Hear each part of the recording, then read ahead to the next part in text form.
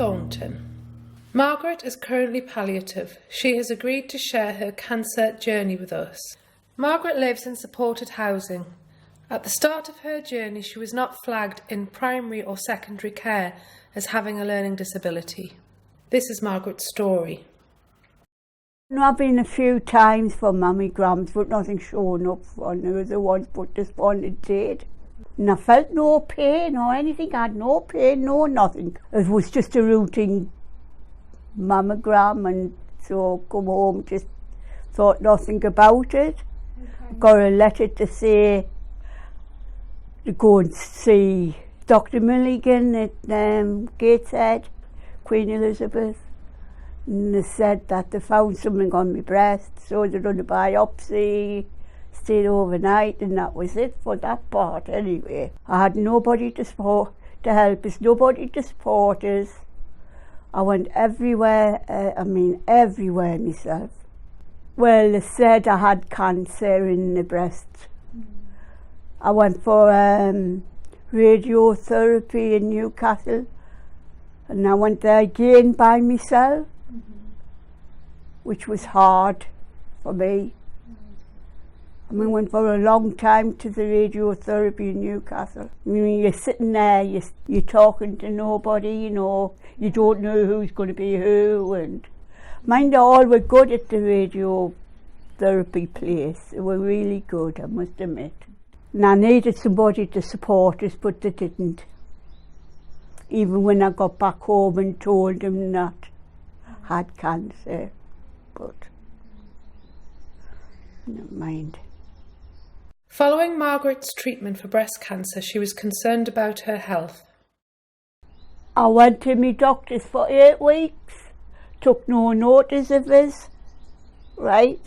For 8 weeks, took no notice, fobbed us up with medication, said nothing wrong with us. Same again with my breast. They said there was nothing wrong with my breast either. And I says, look, I want something done, because I was in pain all the time. I want something done about it. So eventually, well, they did. So I got a letter to say to go through and get a bone scan done. And that wasn't very nice. So when I got that done, waiting for the results, I got the results to say I had cancer on my bones. Had like little white spots all over my bones. Again, I went for chemo myself at the Sunderland Royal. I went there all the time, and like you say, you're sitting there and you don't know nobody. And I went for a long time for chemotherapy, but it was very hard. I know I lost all my hair, like, but it's come back all wavy. It has, I'm getting sick of it. Never mind, I lost my hair, but I've never ever been sick with chemo. Never. Well, some people are sick with it, well, I wasn't. But I was tired, that's all really, just going to bed all the time. Can't be bothered with anything, because I go for CT scans and all that. I went there myself for CT scans as well before this team come, right? I went everywhere myself, got no help from nobody at all. Well, a couple of months after that, I went for another CT scan, and they said I had it on my spine. 3 times I've got it. I can't be greedy, can I? I'm not greedy, I can't. I'm not like everybody else, but never mind. If people were listening to us, none of this would have happened. I wanted people to listen to us, to all the problems was going on. No, even doctors, hospitals weren't listening. When I was took bad, if I had, because I had pains in my chest with the chemo, and I was up there, was there for 3 hours. Nobody went to the hospital with you either. And you're up there for 3 hours before you decide to see you.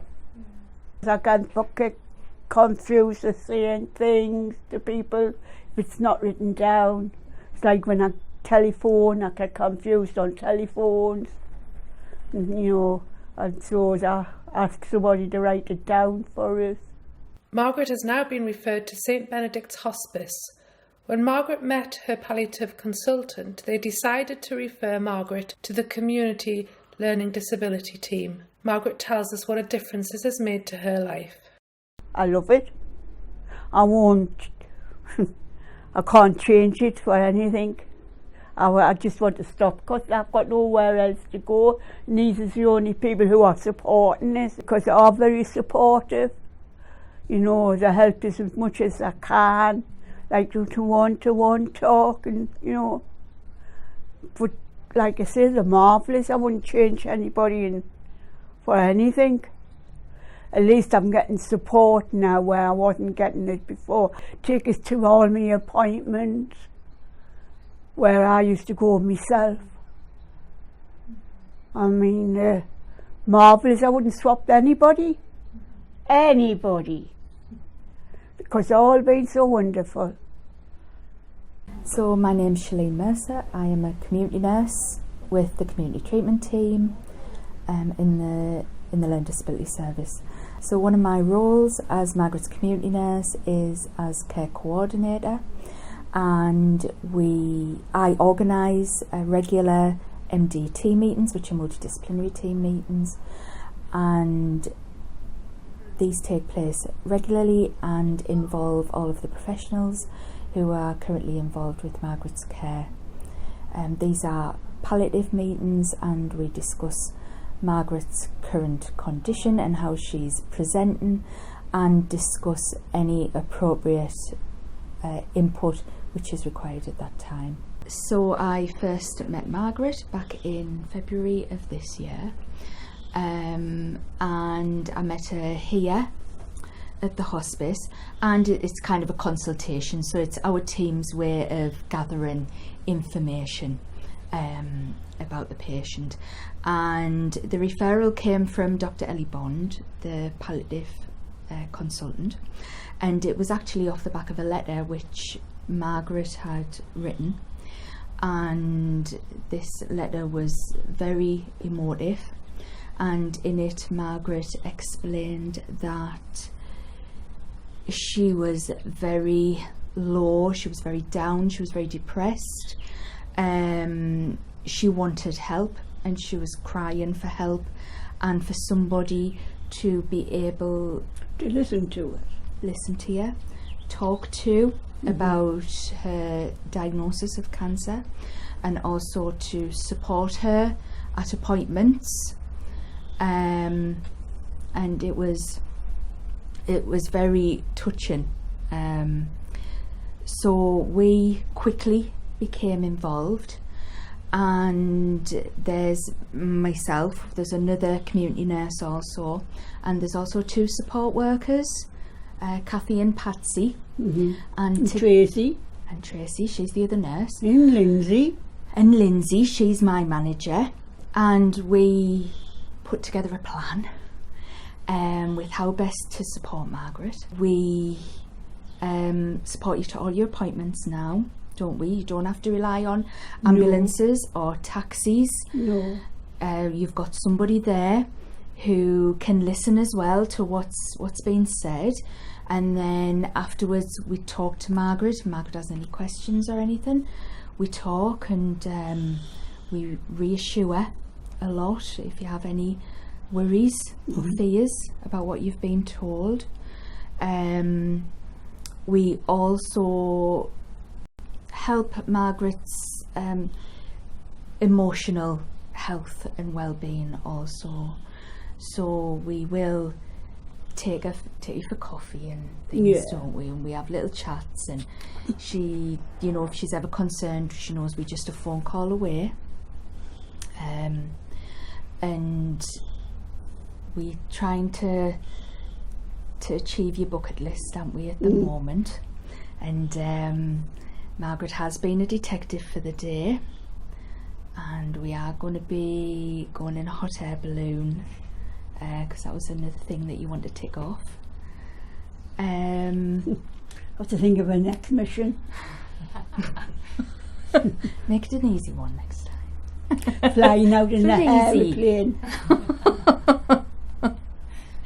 And it's just, we've just built a really, really good relationship, a really positive relationship. Margaret trusts us. She knows that we'll be there if she needs us, that we'll do anything that we can to support her. The palliative pathway for a person with a learning disability supports them to live their best life. It takes a holistic approach considering both physical and emotional needs.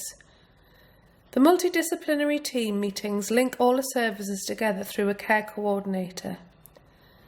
The community learning disability team support the person, their families and carers to understand the diagnosis, treatment and what will happen in the future.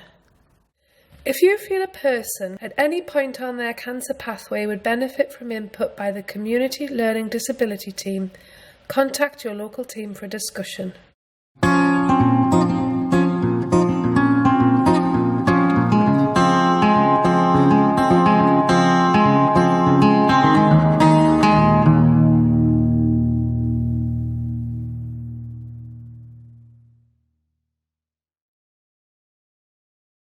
Audioclicks.